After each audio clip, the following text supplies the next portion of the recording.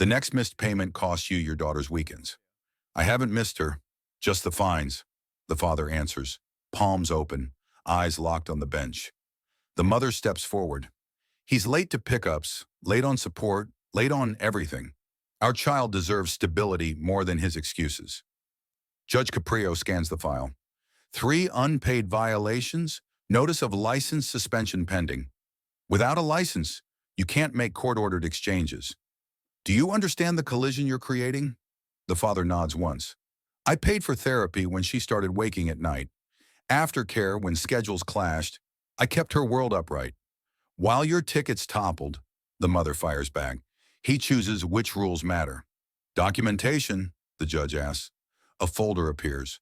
Receipts for co-pays, aftercare, school supplies, a new backpack. The judge flips to the state notice. You were warned twice. I thought I could catch up. Overtime dried up. Then you petition for relief, the judge replies. You don't gamble visitation on hope. The mother leans in. Last month he texted, stuck, no gas. I covered the drive so our daughter wasn't stranded. That's not a one-off. The father shakes his head. That was the week I paid the therapist in full. I picked her up the next exchange early. She smiled the entire ride. The judge lifts a hand. This court is not weighing smiles. It's weighing compliance. Silence hangs. The father takes a breath. If I lose the license, I lose the route to her. That's the truth. Judge Caprio pulls the violations into one stack. We consolidate the matters. Every decision today touches custody compliance. He turns to the mother. If I give him structure, do you follow it without sabotage? I follow anything that protects her from chaos. And you, the judge asks the father. I meet the structure, line by line. The judge sets the file down. Then structure is what we test. But first we test your truth. We will hear timelines, messages, and payments. If pattern beats intention, the law moves. The mother lifts her phone. I have the missed pickups. The father lifts his folder. I have the reasons. A bailiff calls the first witness. The room tightens. The judge signals for testimony to begin. But what happened next shocked everyone in the courtroom. State your role.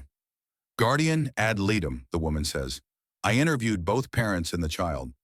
Recommendation. The child wants both parents. Predictability is her currency. The mother slides printed text. Pickups late, 5:42 p.m., 6:05 p.m., 6:18 p.m. Court order says 5.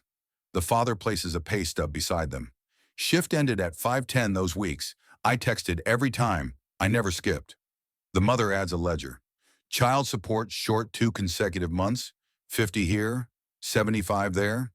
The father aligns medical, invoices.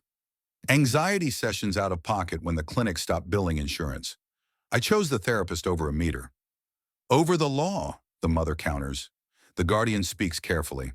The child worries most on exchange days. When times wobble, symptoms spike.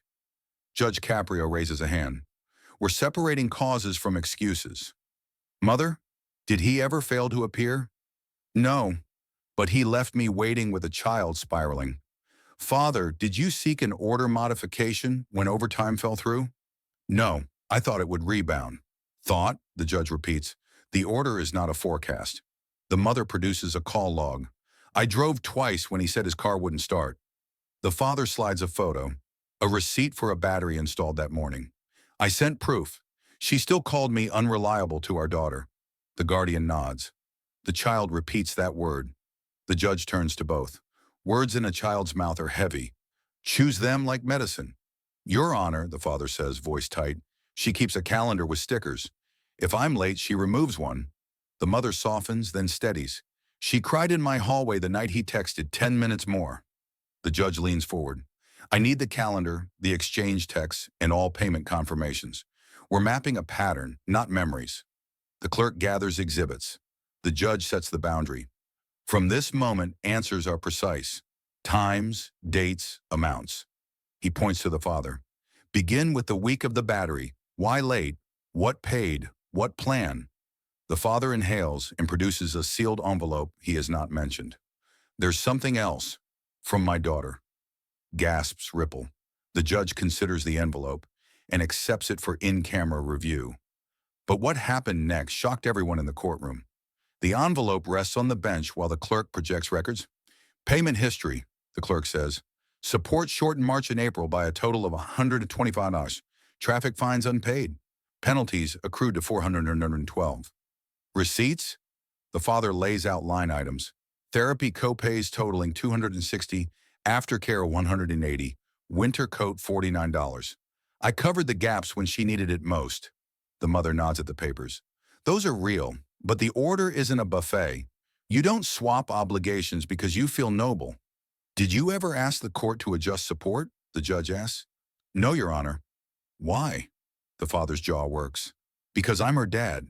Dads fix things. I was afraid a modification looked like quitting. The judge taps the fines. And these? You let them mature into a license threat. I prioritized getting her to sleep without nightmares. I thought I could erase tickets later. The mother points to a text. March 12th. Can't make 5.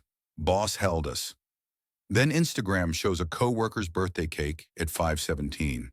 The father blinks. That was the break. I stayed to finish. I left at 5:23, arrived 5:42. The judge eyes him. So the explanation is partly true and partly not. It's fully true, the father insists. Work delayed me. A cake happened in the middle. The mother exhales. Delay is delay. Our child can't parse your truth. The guardian adds, when structure cracks, symptoms pour through. The judge returns to the envelope, then sets it aside again. Before I open this, last question. Why didn't you tell the court about therapy? I thought if I just handled it, the results would speak. They did, the mother replies. They spoke through late arrivals, not filings. The judge lifts the envelope. This court rarely reads a child's words aloud, but both parties have stipulated to review. He breaks the seal, scans, and his expression changes. Eyes damp, voice low. She writes, he stops, considers the room, and decides. We'll share this note with counsel and summarize its essence on the record. He looks up, because what it describes is the axis of this case. He nods to the clerk to copy the letter for counsel, but what happened next shocked everyone in the courtroom. Counsel read silently. A hush settles. The judge speaks first. The child says exchange days feel like walking across a wobbly bridge.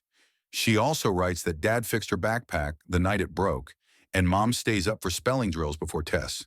The mother's face softens, then steels. She shouldn't feel a bridge at all. She should feel a road. The father swallows. She kept that to herself? The guardian nods. Children protect parents by carrying weight. The judge turns pages. There's a line here. I don't want to choose. I want to know. That sentence resets our compass. The mother steps forward. Knowing is 5 o'clock means 5. The father answers quietly. Knowing is that the therapy continues. Both, the judge says. Predictability plus support. Not either or. The mother hesitates. If he's on time, every time, I won't use the word unreliable again. Not in front of her, not at all. The father meets her eyes. And I'll apply to modify support formally. No more patchwork. Good, the judge replies, but paper intentions don't move meters. Systems do. The guardian suggests a shared digital calendar with alerts 15, 10, and 5 minutes. Mutual visibility, no surprises. Add verification, the judge says. Check-ins stamped by location. The father nods. Do it today. The mother nods back. Today. The judge looks at the fines. If I keep these intact, the license goes, and the bridge collapses. If I erase them, I signal orders can be ignored. He pauses. What I need is leverage that becomes a ladder. He sets 2 conditions on the record, then stops. Before I rule, I want the child's knowing turned into something tangible. Both of you will speak 1 sentence to each other, here and now, that your child could repeat with confidence. The mother breathes in. I will never call you unreliable again. The father answers, steady. I will be early. The judge nods. Now we craft the order to make those sentences true. He lifts the gavel to announce terms, but what happened next shocked everyone in the courtroom. Here is the structure. Traffic fines reduced to principal, all penalties waived. A 90-day payment plan tied to verified on-time exchanges. 3 consecutive early exchanges by 10 minutes trigger restoration of full driving privileges. 1 missed exchange or late payment triggers immediate review. The clerk types. The mother watches, calculating. The father exhales, then stands taller. Support remains due, the judge continues, but you will file a modification petition within 10 days, attaching therapy invoices. We will evaluate need and capacity instead of guesswork. The guardian raises a hand. And the calendar? Mandatory, the judge says. Shared alerts, geo-stamped check-ins at departure and arrival. Both parents complete a co-parenting course within 30 days. We reconvene at 60 days with logs and receipts. The mother nods. I'll keep my promise in writing. The father answers, I'll keep mine in time. The judge folds the child's letter. This note stays sealed in the court file, but one line will guide us. I want to know. Today you both know what happens if you hit your marks and what happens if you do not. He looks at the father. You built a bridge with love and patched it with hope. Now you reinforce it with steel. Clocks, calendars, payments. He looks at the mother. You guarded the road with rules. Now you pave it with grace. Words chosen carefully, not weaponized. The gavel descends halfway, then pauses. One more thing. If either of you uses the child as a messenger, we revisit custody immediately. She is not your courier. Silence. Then both parents say, almost at once, understood. The gavel falls. For a heartbeat, the judge's eyes shine. He thanks the child for her courage and thanks both parents for turning towards structure instead of away. The clerk stamps the order. The bridge at last looks less wobbly. The father checks his phone. The new calendar alert already chimes. The mother deletes a draft text that used the words she promised never to say again. The bailiff calls the next case.